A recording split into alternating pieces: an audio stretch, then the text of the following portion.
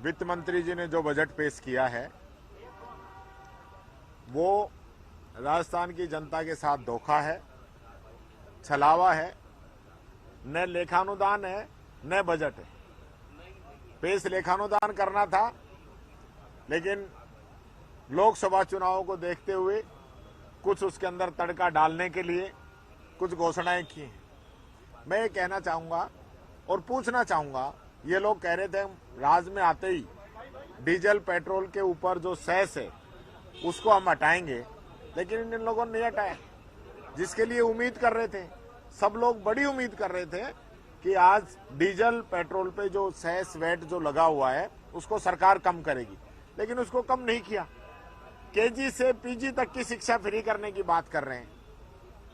Budget के अंदर क्या प्रावधान किया है? 1 रुपए का प्रावधान है क्या? और मैं फिर पूछना चाहता हूं, केजी से पीजी के अंदर बच्चों से कौन सी फीस ली जा रही है? ऑलरेडी कॉलेज तक की शिक्षा बच्चों के लिए तो गहलोत जी ने पहले ही फ्री कर रखी है। आप कह रहे हो कि हम हाईटेक सिटी बनाएंगे। मैं पूछना चाहता हूं, मोदी जी की 100 स्मार्ट सिटी तैयार हो गई क्या? सांसदों ने जो गांव गोद लिए थे वो आदर्श गांव बन गए क्या? इससे पहले महिंद्रा से सिटी बन रही थी, वो आपने पूरी कर दी क्या? आप सिर्फ और सिर्फ लोगों को गुमराह करने का काम कर रहे हो। आप कह रहे हो हम पेंशन बढ़ाएंगे 150 रुपए। आपने कानून नहीं पढ़ा क्या? राजस्थान के अंदर मिनिमम गारंटी एक्ट मजदूरी का लागू हो चुका है, जिसके अंदर पेंशन बढ़नी है हर साल 15%, अगली बार 1300 रुपए होगी। ये तो कानून बन चुका है। उन चीजों को हम वापस पढ़ रहे हैं और एक जनता के अंदर भ्रम पैदा करने की स्थिति पैदा कर रहे हैं। मैं पूछना चाहता हूं, एससी के लिए आपका विजन क्या था आप बताते? एसटी के लिए आपका विजन क्या था आप बताते? आदिवासी के लिए आपका विजन क्या था आप बताते? मजदूर के लिए आपका विजन क्या है बताते? किसान के लिए आपका विजन क्या है बताते? प्रदेश का आम आवाम किस प्रकार से प्रदेश के अंदर तरक्की करे उसके लिए बताते? आप राजस्थान की तुलना पंजाब से कर रहे हो। आप हम पे इल्जाम लगा रहे हो कि हमने जो कर्ज है उसको बढ़ा दिया। मैं कह रहा हूं, मैंने उस दिन भी बताया था अभिभाषण पे भी कि ये लोग 2.5 गुना कर्ज छोड़ के गए थे, हम 1.5 गुना कर्ज छोड़ के गए, और आज खुद ये कह रहे हैं कि हमारे अंदाजा है कि 67,000 करोड़ का लॉस इस बजट के अंदर रहने वाला है, माइनस में रहेगा, घाटा रहेगा। तो फिर ये तो हमारे गुना दुगने से भी ज्यादा अब ये फिर वापिस घाटे का काम कर रहे हैं। तो हम लोगों ने जो काम किया सिर्फ और सिर्फ पूरे बजट के अंदर सरकार को कोसने का काम करते रहे।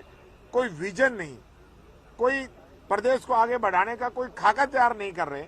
ये इस प्रकार का बजट जो है, मैं समझता हूं प्रदेश की जनता के साथ छलावा है। इन लोगों को जो वादे किए थे जनता से, किसान की सम्मान निधि 12,000 करने का वो करना चाहिए था, उसको 8,000 कर दिया। गेहूं का समर्थन मूल्य 2700 रुपए करने की बात करते थे, उसमें 125 रुपए बढ़ाया है। और डीजल पेट्रोल के अंदर वेट कम करने की बात करते थे, उसका तो जिक्र ही नहीं है। मैं तो सोच रहा था कहीं पन्ना तो नहीं रह गया कोई बजट के अंदर, वित्त मंत्री जी ने गलती से कहीं कोई पन्ना छोड़ दिया हो, लेकिन बाद में पता चला बजट पूरा पढ़ दिया। वेट के बारे में, डीजल पेट्रोल के बारे में कोई चर्चा ही नहीं थी। और मैं एक बात और कहना चाहूंगा, इनके लोग आज भी सदन की मर्यादाओं का पालन नहीं कर रहे। वित्त मंत्री जी जिस प्रकार से बजट पढ़ रही थी और बीच में जिस प्रकार से अपनी तरफ से जोड़ के बातें कह रही थी, वो कभी बजट के अंदर होता नहीं है। बजट जो बना हुआ होता है वो ही पढ़ना होता है, और उसका हम लोगों ने एतराज किया, बात की, तो मुख्यमंत्री जी कह रहे हैं कि आप महिला को नहीं बोलने देना चाह रहे हो। मैं ये कहना चाहूंगा, वो महिला हैं, इसके साथ साथ प्रदेश की उप मुख्यमंत्री हैं, वित्त मंत्री हैं, और हमारे तो देश की जो वित्त मंत्री है वो भी महिला है, तो हम तो उनका बजट भी सुन रहे हैं। तो कोई अबला महिला नहीं है जिनका मुख्यमंत्री जी बचाव करना चाहते हैं। बजाय इसके वो अपने सदस्यों को ट्रेनिंग दे, मंत्रियों को ट्रेनिंग दे, सदन के अंदर क्या आपका आचार होना चाहिए, क्या आपका व्यवहार होना चाहिए, कब आपको खड़ा होना चाहिए, किस प्रकार से मेला सा बना रखा है अंदर, कभी अध्यक्ष जी किसी को डांटते हैं, कभी किसी को डांटते हैं, ये माहौल अंदर है। तो मैं पुनः फिर यही कहना चाहूंगा, बजट एकदम निराशाजनक है। जो लोगों को जो उम्मीदें थी उन पे कहीं ये खरा नहीं उतरा है। आपकी जो योजनाएं थी, जैसे चिरंजीवी योजना योजना थी उसका नाम बदल दिया गया। आपको क्या लग रहा है कि ये सरकार आपकी उस योजना को लेकर कितना सीरियस नजर आएगा? देखिए, चिरंजीवी योजना और ओपीएस योजना और ईआरसीपी योजना, मैं तीनों पे कहना चाहूंगा। चिरंजीवी योजना एक ऐसी योजना है जिसकी स्टडी भारत सरकार ने, अन्य राज्यों की सरकारों ने भी की है, और राजस्थान आज पूरे देश के अंदर मेडिकल के ऊपर सबसे ज्यादा पैसा खर्च करने वाला देश है, राज्य है। हमारे यहाँ के लोगों को बहुत बड़ी राहत बीमारी के अंदर चिरंजीवी योजना से मिलती रही है। लोगों की जान बची है, लाखों लोगों की जान बची है। ये लोग उसकी तुलना करते हैं आयुष्मान भारत योजना से। मैं पहले आपको ये बताना चाहूंगा, आयुष्मान भारत योजना सिर्फ जो आर्थिक रूप से कमजोर लोग हैं, सिर्फ उन्हीं को कवर करती है। मात्र 55 लाख परिवारों को ही कवर करती है। और चिरंजीवी योजना पूरे राजस्थान के 99% लोगों को कवर करती है। दूसरी बात, चिरंजीवी योजना 25 लाख तक का इलाज प्लस किसी भी प्रकार का ऑर्गन ट्रांसप्लांट है उसका कवर अलग से देती है। आयुष्मान भारत योजना मात्र 5 लाख रुपए का इलाज मुहैया करा रही है। इतना बड़ा अंतर है। तो हमारी योजना का ये लोग नाम नहीं बदल सकते, फिर तो योजना ही इनको बदलनी पड़ेगी। हाँ, हम जरूर ये कह रहे हैं कि हमारी योजना का नाम बदल लें, हम इनका पूरा सहयोग करेंगे, कोई विरोध नहीं करेंगे, पर ऐसी योजना प्रदेश के अंदर जारी रहनी चाहिए।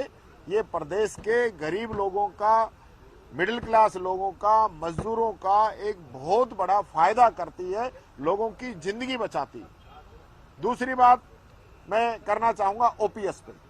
ओपीएस पे भी सरकार ने कोई अपना रुख स्पष्ट नहीं किया है। ये ओपीएस रखेंगे या एनपीएस लेके आएंगे, ये बात हम पहले से ही उठा रहे हैं, आज भी कह रहा हूं कि इस पे भी इनकी मंशा साफ नहीं है। और देख लेना आप, मेरा चैलेंज है, ये लोकसभा चुनाव निकलने के बाद में ये वापस एनपीएस लागू करेंगे, ये बात भी मैं कहना चाहूंगा। मैं बात करना चाहूंगा ईआरसीपी पे भी, बार बार बात आ रही है ईआरसीपी की। ईआरसीपी पे जो हमारा समझौता है मध्य प्रदेश से, उसका एमओयू मुख्यमंत्री जी ने किया है। हम लगातार एमओयू की कॉपी मांग रहे हैं। आज मीडिया के सामने भी एमओयू की कॉपी नहीं आई है। मुख्यमंत्री जी क्या एमओयू करके आए हैं? पूरे प्रदेश के 13 जिलों का सवाल है। अब ये 21 जिले कहने लग रहे हैं, न वो 21 जिलों की लिस्ट आई है कि 8 जिले कौन से बढ़ाएं? क्या 13 जिलों में ही जो नए जिले बने हैं उनका ये उल्लेख कर रहे हैं, या पुराने जो जिले थे हमारे उनमें से 8 जिले इन्होंने 13 के 21 किए हैं? वो बात भी हम इनसे पूछना चाहते हैं, ये बताएं। लोगों को गुमराह नहीं करें कि हम 21 जिलों की योजना बना दी। तीसरी बात मैं कहना चाहूंगा कि ये बताएं कि पहले जो पानी का जो बंटवारा हुआ था 3510 एमसीएफ, वो पानी हमें मिलेगा या अब 2410 का ये जो एमओयू की सुनने में आ रही है, क्योंकि एमओयू तो आया नहीं, तो उस बंटवारे पे पानी मिलेगा? तो वो बताएं तो सही। एमओयू जनता के सामने लेके तो आए। विधानसभा के अंदर ईआरसीपी पे चर्चा होगी 1 घंटे की। 1 घंटे की चर्चा होने के बाद भी, 1 घंटे की चर्चा होने के बाद भी इन लोगों ने अब तक एमओयू की कॉपी नहीं दी है। तो मैं ये कहना चाहूंगा, एमओयू की कॉपी भी उपलब्ध कराएं, ईआरसीपी के लेके बड़ी बड़ी बातें करें वो क्लियर करें, और ये भी बताएं कि ईआरसीपी आपने 5 साल लेट क्यों की? 5 साल पहले ईआरसीपी आप लेके आ सकते थे। राजस्थान का जल शक्ति मंत्री था, आज भी है, तो उस समय क्यों नहीं लागू की? 25 सांसद हमारे यहाँ से जीत के गए थे। आज केंद्र सरकार इसको लागू करती है, तो केंद्र सरकार का तो 1 महीना 20 दिन बचे हैं, कभी भी आचार संहिता लग सकती है। तो अब आखिरी में चलते हुए ईआरसीपी पीकेसी की घोषणा करके सिर्फ इसका राजनीतिक फायदा उठाना चाहते हैं। जनता इनको माफ नहीं करेगी, ये मैं कहना चाहूंगा। 5 साल जो इन्होंने डिले की, उसका जवाब जनता जरूर मांगेगी।